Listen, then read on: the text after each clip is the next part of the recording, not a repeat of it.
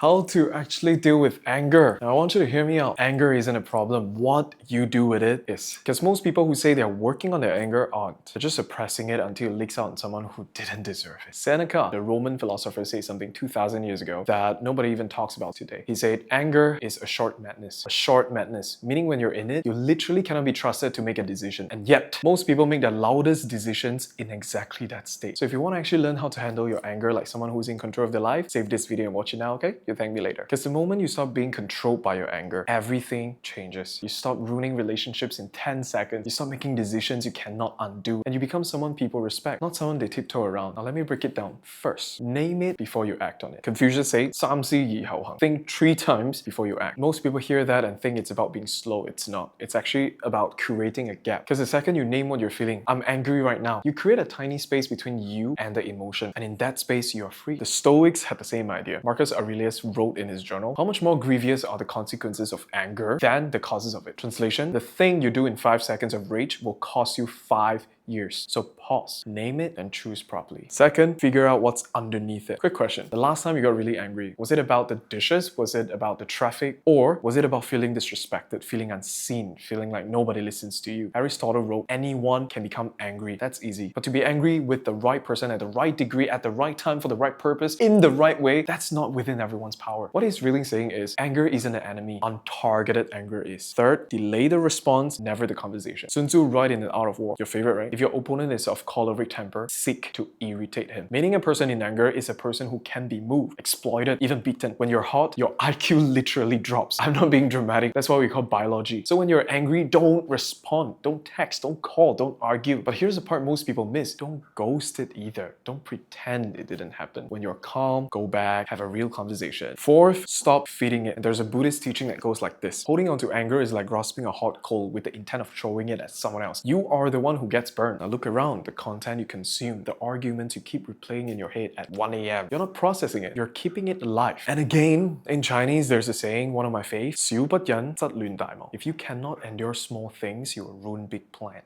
At some point, you have to choose. Do I want to be right or do I want to be free? Fifth, train your body, train your mind. The classical Chinese text 大學, the great learning, opens with this idea. 修身齊家治國平天下. First, cultivate the self, then the household, then the country, then the world. The order matters. You don't get to skip step 1. You ever notice the calmest people are usually also the strongest? Well, I'll tell you this, that's not a coincidence. So what do? Lift, run, box. Train your body to handle stress and watch how less it takes to throw you off in real life. Because anger isn't a character flaw. It's just an untrained nervous system. And it's not bad. Anger means you care about something, but uncontrolled anger will cost you everything you care about. Remember that, okay? Learn something? Follow for more.